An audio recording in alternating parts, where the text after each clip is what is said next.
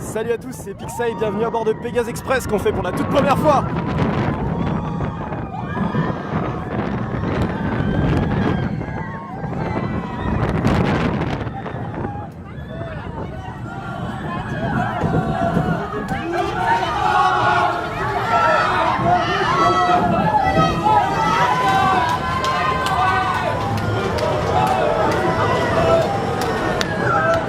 Alors pendant la montée, je vous propose de parler un petit peu de la file d'attente qui est certainement la plus belle, bon la plus neuve aussi du parc. Elle était vraiment très jolie, on se croit vraiment dans une ambiance très Disney. On est vraiment sur une histoire, sur plein d'humour, plein de gags. C'est la gare de Montparnasse en Grèce, enfin version grecque. Et on est parti pour la descente.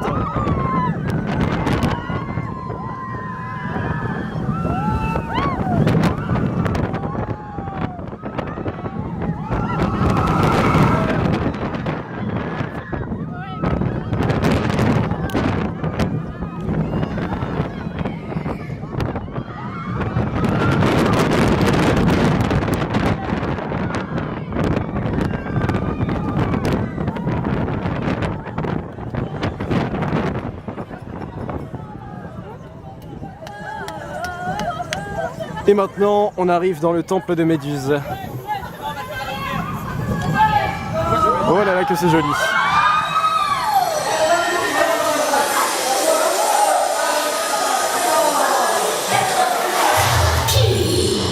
Qui ose venir ici, jusque dans mon repère? Pauvre fou, fuyez, fuyez!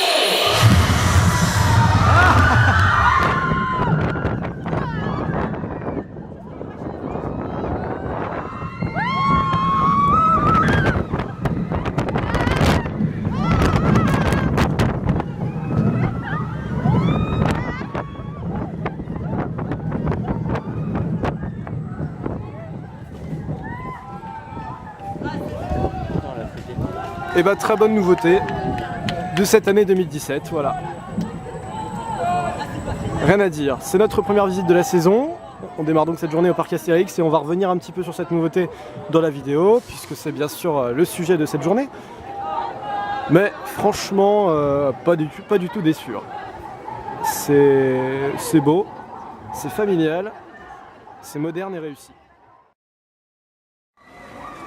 Nous voici donc sortis de Pégase Express, même la petite zone est très jolie. Attention à toi, parce que je suis avec quelqu'un qui veut pas te filmer.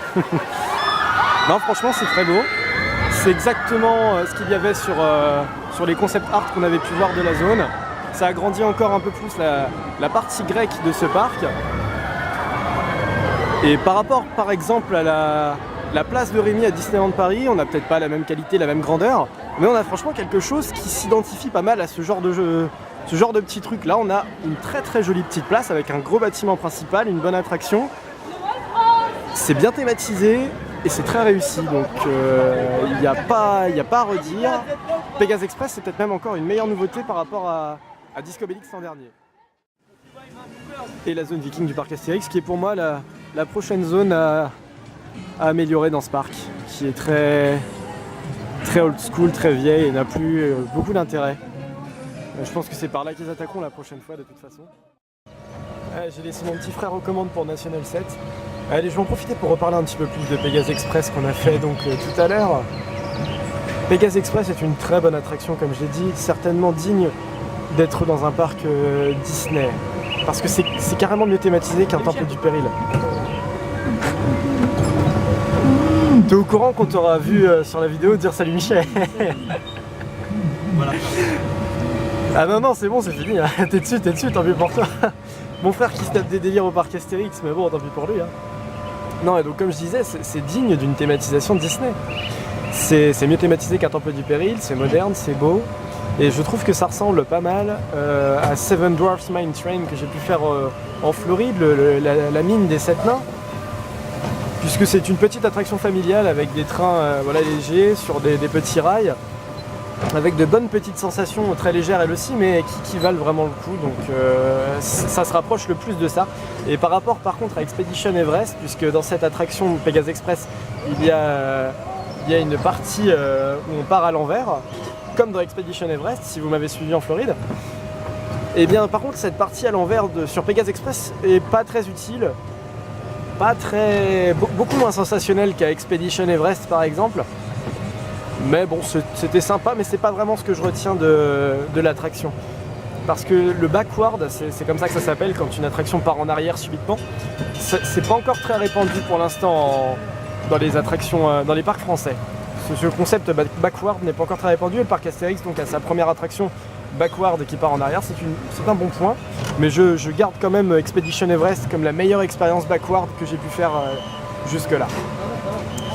On va se quitter à l'entrée de la grotte sur la photo.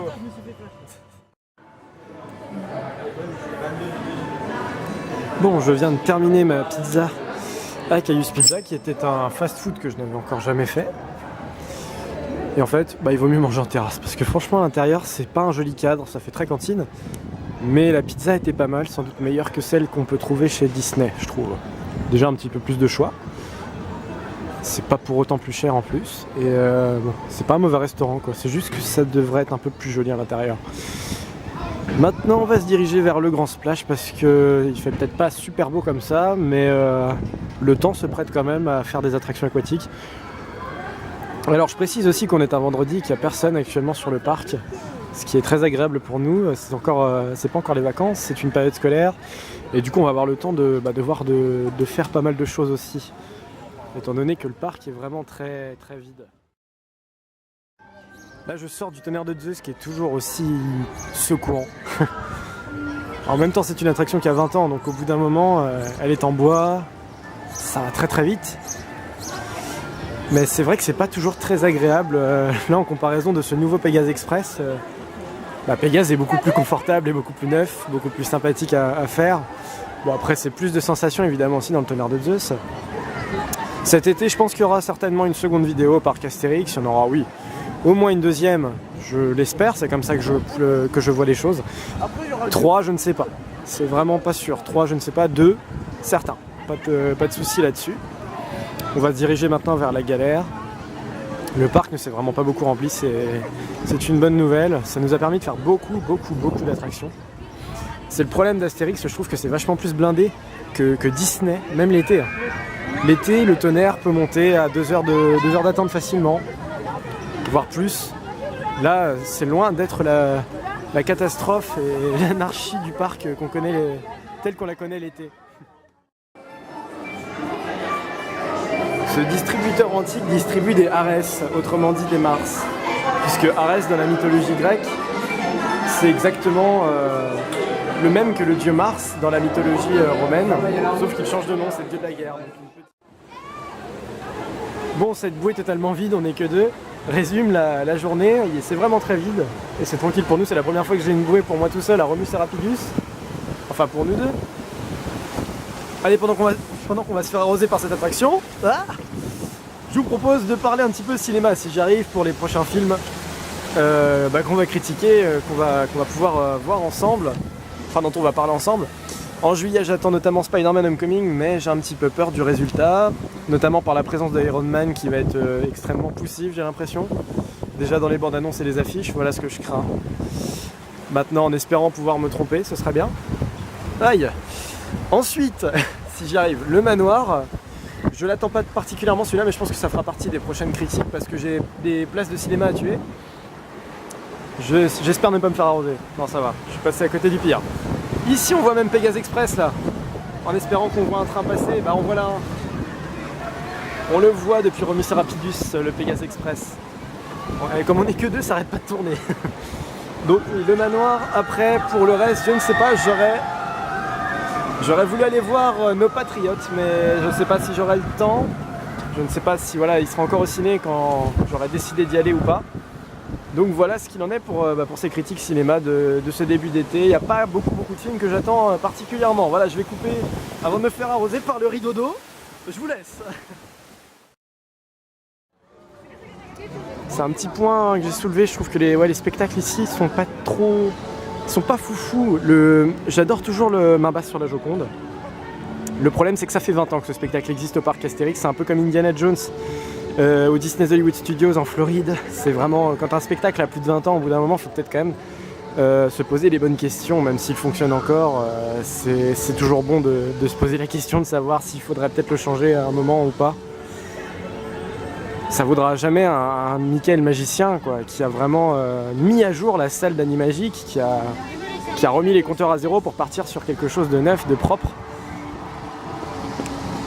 Mais bon, il y a du contre aussi, il y a du négatif je trouve à Disneyland Paris au niveau spectacle, vu que je suis un des rares fans à ne vraiment pas avoir apprécié, ne pas avoir aimé La Forêt de l'Enchantement, qui est un spectacle que tout le monde a encensé, adoré, c'était magnifique et tout apparemment. Moi j'étais pas au top pour ce spectacle, mais bon on en reparlera puisque ça fait partie aussi des retours de cette année sur Disneyland Paris. Le spectacle va faire son grand retour cet été si c'est pas déjà fait. Donc on aura peut-être l'occasion de le revoir, de le filmer et aussi d'en parler, mais pour moi c'est un spectacle beaucoup trop abstrait. Bon bah voilà, c'est terminé pour cette journée au parc Astérix. Et je suis très content d'avoir pu vous présenter la nouveauté de cette année, Pégase Express, qui est pour moi la meilleure attraction du parc, ma préférée, ma favorite. C'est celle-ci, je viens de la découvrir en même temps que vous, c'était vraiment ma toute première fois ce matin quand je voulais filmer. Et vraiment c'est une très bonne surprise, c'est pas non plus la perfection totale. Je trouve, là je viens de le faire une seconde fois comme je vous l'avais dit tout à l'heure, et la partie backward est un petit peu bâclée quand même, voilà, c'est pas du niveau d'Expedition Everest comme je l'avais dit en Floride, mais bon ça se tient vraiment, dans un parc français ça se tient. Mais si j'avais juste un petit reproche à faire, c'était ça, voilà, la partie backward qui est pas forcément hyper utile et pas très réussie, mais c'est vraiment un défaut mineur et c'est une interprétation personnelle, voilà. Prochaine vidéo, si tout se passe bien, ce serait le 24 juillet à Disneyland Paris pour la grande réouverture de Pirates des Caraïbes, voilà, donc on se retrouvera à ce moment-là, au pire du pire, quelques jours après la réouverture. Parce que je ne suis pas sûr de pouvoir assurer le 24, normalement oui, mais je préfère ne pas me prononcer, voilà. On va aller faire l'Oxygénarium, on vous laisse là. Salut à tous, merci d'avoir suivi cette vidéo et à la prochaine.